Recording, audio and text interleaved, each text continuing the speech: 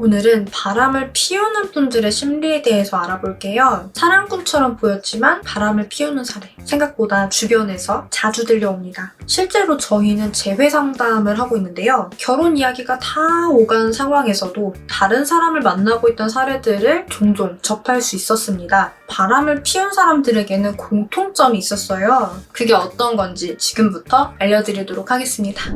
사실 많은 분들이 바람을 피우는 사람들에 대해서 분노를 느끼는 이유는 헌신적으로 잘 유지해온 관계를 새로운 설렘 때문에 배반한다는 포인트잖아요. 그게 아니라는 사실이 밝혀졌어요. 실제로는 새로운 사람한테 설레서 바람을 피운다기보다는 현재의 관계에서 충족되지 못한 부분을 심리적으로 채우는 행위라는 것이 밝혀졌어요. 이게 무슨 말인지 좀 추상적이라는 느낌이 있죠? 구체적으로 알려드릴게요. 예를 들어서 여자분들 같은 경우는요, 이럴 때 바람을 피울 가능성이 높아집니다. 상대가 사랑하는 건 맞는 것 같지만 애정 표현이나 연락 빈도가 충분하지 않고 좀 더 사랑받는 느낌을 받고 싶은데 상대가 변할 것 같진 않을 때, 혹은 날 사랑하는 건 좋은데 너무 상대의 간섭이나 집착 때문에 숨이 막힐 때, 연애도 행복하자고 하는 건데 행복한 게 아니라 짜증만 자꾸 일어날 때, 그리고 날 사랑해주고 아껴주고 뭐 다 좋은데 막상 내가 힘든 순간에 의지가 안 되거나, 특히 자기 딴에는 위로라고 해주는 말이 공감이 아니라 조언 위주일 때, 이럴 때 여자분들은 좀 더 사랑받고 싶고 의지하고 싶고 자유롭고 싶은데 지금의 연애는 그렇게 할 수 없다라고 느끼게 되고, 좀 더 표현을 잘하거나 듬직해 보이거나 쿨해 보이는 사람이 나한테 호감을 표현하게 되면 갑자기 넘어가는 경우가 생기더라고요. 그럼 남자분들은 어떨까요? 사실 이게 제일 궁금하실 거예요. 남자분들 같은 경우는요, 이럴 때 바람을 피울 가능성이 높아집니다. 여자친구 혹은 와이프가 나를 존중해주지 않는다고 느껴질 때, 좋은 사람으로, 의지가 되는 사람으로 그렇게 여겨지고 싶은데 나를 그런 남자로 생각하고 있지 않다는 것을 말이나 행동을 봤을 때, 느끼게 됐을 때, 특히나 상대가 나보다 경제적으로든 사회적인 지위 면에서 보든 더 스펙이 좋다고 느껴지게 되면 남자분들은 자격지심을 느끼게 되는 경우가 많은데요. 안 그래도 자격지심이 있는 상태에서 무시당한다 라고 느끼게 되는 경우는 그 상황에서 행복할 수 있는 사람은 없긴 할 테니까요. 꼭 그런 경우가 아니더라도 이런 이유들도 있는데요. 상대의 잔소리나 집착이 심하거나 나를 남자로 보지 않고 그저 사람 1로 보는 게 느껴지는 상황이라고 하면 남자분들도 굳이 잘해주고 싶다는 생각이 사라지게 되면서 이 관계에 현타가 옵니다.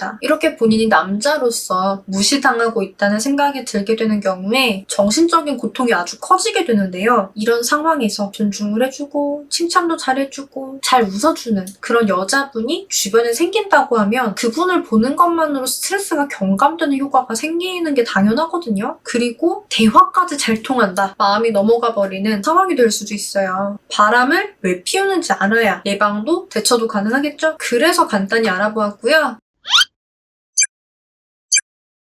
그럼 중요한 건 바람에 의심되거나 이미 바람에 대한 증거를 내가 갖고 있다면, 혹은 정황을 딱 포착을 했다면 어떻게 대처해야 할까라는 부분이 우리가 집중해야 하는 주제가 될 것 같아요. 앞서 우리가 남녀가 왜 바람을 피우게 되는지라는 부분을 사례랑 같이 알아봤잖아요. 거기서 우리가 배울 수 있는 건 서로 이성으로서 존중해주는 자세라고 봐야 할 것 같아요. 익숙함에 속아 소중함을 잃는다라는 부분도 역시 이 부분에 포함되는 내용이라고 봅니다. 우리가 친구가 아니라 연인이잖아요. 그렇기 때문에 사실 어느 정도는 로맨틱해야 된단 말이죠. 서로 좀 더 설레는 모습이 어떤 모습인지, 어떻게 연애를 하고 결혼 생활을 하고 싶은지 라는 부분에 대해서 끊임없이 대화를 통해서 관계를 예쁘게 안정시켜가는 노력이 중요하겠죠. 자, 본론으로 돌아와서 바람이 의심되거나 바람의 증거가 있다면 어떻게 대처해야 될까요? 손절을 원하신다고 하시면 그건 그냥 손절을 하시면 돼요. 근데 그 마음을 나한테 다시 되돌리고 싶으신 분들이라고 하시면 아셔야 할 게 있어요. 딱 이 두 가지만 지켜주세요. 실제로 통하는 방법이거든요. 첫 번째, 내가 의심하고 있음을 표현하지 않는다. 두 번째, 경쟁자가 있는 상황이기 때문에 내가 그 경쟁자보다 괜찮은 사람으로 보일 수 있도록 모든 조치를 한다. 특히 첫 번째가 중요한 게요. 보통 촉만으로 바람으로 의심을 하고 닥달하는 분들이 많이 계시더라고요. 만약 바람이 아닌 경우에는 정말 나중에 후회하게 되실 상황이 될 가능성이 좀 상당히 높아요. 잘못도 없이 의심을 받은 상대는 당연히 내게 정이 떨어집니다. 이런 걸 자기 충족적 예언이라고 하죠. 상대가 나를 안 사랑한다는 믿음이 생겼을 때 내가 이 믿음에 따라서 상대를 못 살게 굴게 되면 정말 상대가 날 안 사랑하게 되는 거예요. 자, 그럼 증거가 확실할 때는 어떻게 해야 될까요? 우선 나중을 위한 카드로 증거는 남겨두시는 거를 추천을 드릴게요. 다만 내색은 하지 마세요.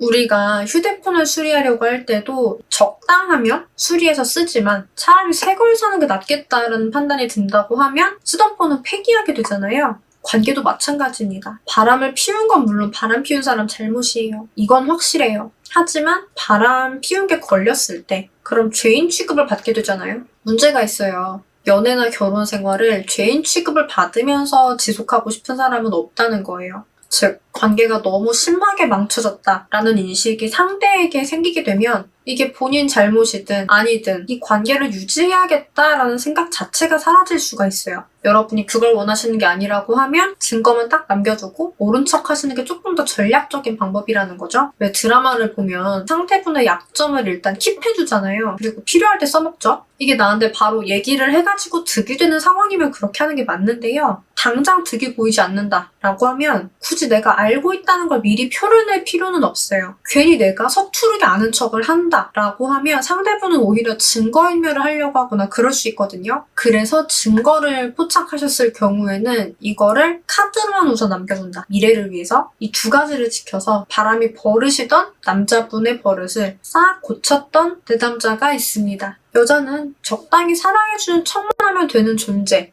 라고 느꼈던 남자분이었기 때문에 여자친구가 있어도 바람을 피우더라고요. 그런데 내담자분이 원하셨던 거는 이별을 하더라도 남자가 후회를 하고 본인을 그리워하기를 원했어요. 이별 후에도 그리워하려면 내가 이런 사람은 다신 못 만나겠다라는 생각이 들어야겠죠. 그만큼 좋은 여자로 보여야 되는데 내가 너의 바람을 알고 있다라는 그런 내색 전혀 없이 오히려 더 잘해주고 더 예쁘게 꾸미고 항상 웃어주고 칭찬도 많이 해주고 잔소리도 일절 안 하고 그러셨거든요. 그러니까 남자분이 달라진 거예요. 밖에서 놔두는 시간이 줄고 퇴근하면 바로 여자분 집에 찾아오고 휴일도 하루 종일 같이 보내고 그렇게 행동이 완전히 싹 변했어요. 내 남자분의 원래 계획은 이별을 하되 상대가 나를 그리워하도록 만드는 거였기 때문에 이별 선언을 했죠. 근데 내 남자분이 극회피형이었거든요. 그럼에도 불구하고 이제 본인한테 이런 여자는 다시 없겠다라는 생각이 드니까 일주일을 찾아와가지고 매달리더라고요. 그렇게 간곡하게 매달려서 여자분이 결국은 다시 재회를 결정한 사례가 있었어요. 이렇게 상대분 버릇을 고쳐놓은 사례가 많습니다. 사람은 결국 행복하려고 연애도 하고 결혼도 하는 거잖아요. 그렇다면 우선은 그 사람한테 내가 최고의 사람이 되어주시는 거를 추천을 드릴게요. 그냥 다른 이성은 거들떠볼 필요가 없이 만들어주면 되는 거잖아요. 물론 그 사람한테 내가 그렇게까지 하고 싶지 않으실 수 있어요. 나한테 이따위로 대하는 사람을 내가 왜 잘해줘? 라는 생각이 들 수 있어요. 당연히 그러면 잘해주실 필요가 없는 거예요. 그 정도의 가치가 없고 진짜 별로인 사람이라고 하면 손절을 하시면 그만이에요. 내가 더 소중한 거니까요. 그래서 그 사람과의 관계이든 더 나은 관계이든 저는 여러분이 꼭 행복해지시기를 바랍니다. 어떤 게 내가 진짜 원하는 건지 잘 생각해보시고 행동해주시길 바라고요. 혹시 혼자서는 지금 문제에 좀 대처하기가 어렵다라고 느끼시는 분 같은 경우는 저희가 하나하나 함께 해드릴 수가 있어요. 우선 상황부터 좀 적어서 보내주시면 저희도 찬찬히 읽고 같이 의논을 해드릴게요. 어디다 정리하고요? 여기 밑에 고정 댓글로 링크 달아드렸거든요. 상황 적어서 보내주시면 돼요. 앞으로도 연애회사 대표 상담사로서 다양한 연애와 결혼, 이별, 재회 상황에서의 여러분의 대처력을 한껏 높여드리는 그런 영상들을 많이 만들어드리려고 합니다. 오늘의 영상이 좋으셨다고 하시면 좋아요 꼭 눌러주시고요. 여러분의 행복한 연애와 결혼 생활을 진심으로 응원드리겠습니다. 안녕!